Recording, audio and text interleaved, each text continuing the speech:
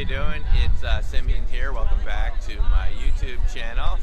Well, here we are in New Orleans. We came here for the Applied Precog IRVA conference at the end of June here in 2015, and then the regular IRVA conference, International Remote Viewing Association conference, which is held every year.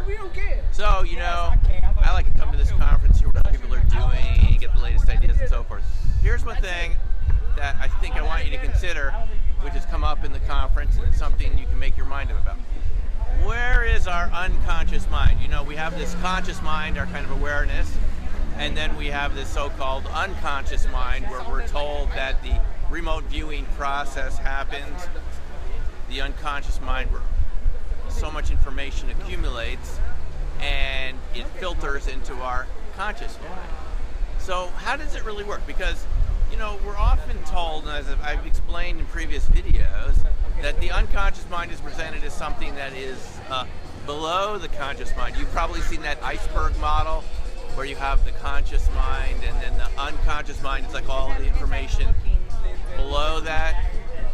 Or is the unconscious mind maybe above the conscious mind, and it's the master controller that decides what the conscious mind sees? Now look around here. We have all this stimulation, people, vehicles, and obviously New Orleans is a great music town. What's not to like about that? But you have all this information going around you every day, just like this right now, right? All over. And your conscious mind somehow has this ability to only focus on what you need to be seen at the moment. Or is that what it's doing? Is it really focusing?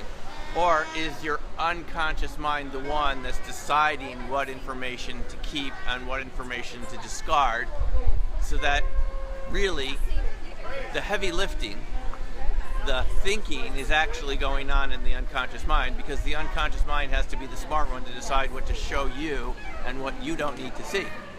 Because really in our lives, all day long, we're surrounded by so much information. Now, if you've ever read that book, which I've recommended in the past, The User Illusion by Tor Nordstranders, the Danish science writer, he presents the idea that our conscious mind is aware of about 16 bits per second of all the sounds and smells and sights. It's about 16 bits of information if you put it into digital form, but that we're taking in between 1 million and 40 million bits per second total into our awareness, but we're only aware of 16 bits. It's 1 to 40 million based on how you count it. It's still a ratio of 1,000,000 to 1 or more of unconscious information to conscious information.